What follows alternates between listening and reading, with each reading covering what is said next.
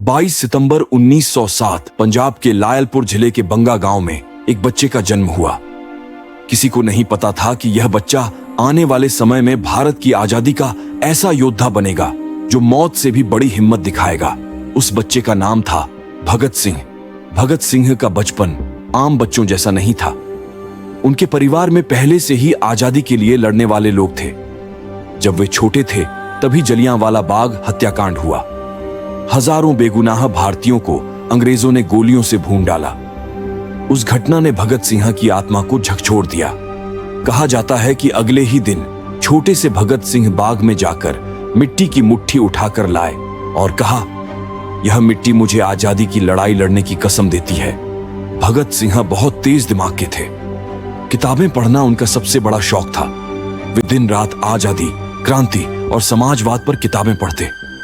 वे मानते थे कि असली लड़ाई सिर्फ अंग्रेजों से नहीं बल्कि गरीबी, भेदभाव और अज्ञानता से भी है।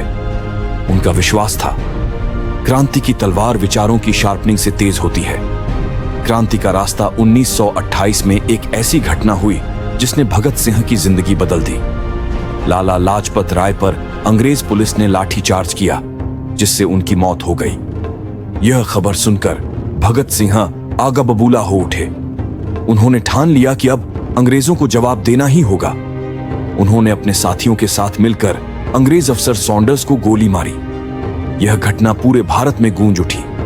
लेकिन भगत सिंह सिर्फ हिंसा में विश्वास नहीं करते थे। वे चाहते थे कि पूरे भारत को संदेश मिले।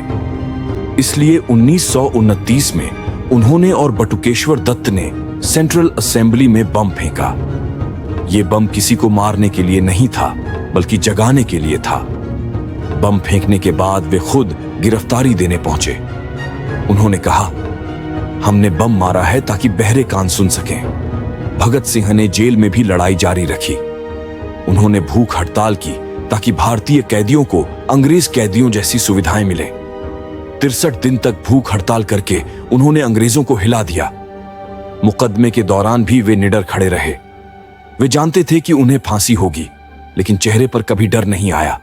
23 मार्च 1931 रात के करीब 7 बजे भगत सिंह, राजगुरु और सुखदेव को फांसी दे दी गई। फांसी से पहले भगत सिंह ने हंसते हुए कहा, एक बम और फेंक दो अंग्रेजों पर और फिर हंसते हंसते चलो। जब उनकी लाशें गांव ले जाई गईं, तो हर गली, हर सड़क पर सिर्फ एक ही आवाज गूंज रही थी, इनकलाब जिंदाबाद। भगत सिंह सिर्फ एक क्रांतिकारी नहीं थे, वे एक विचारक, एक लेखक और एक प्रेरणा थे। उन्होंने दिखा दिया कि आजादी सिर्फ हथियार से नहीं बल्कि विचारों से भी मिलती है।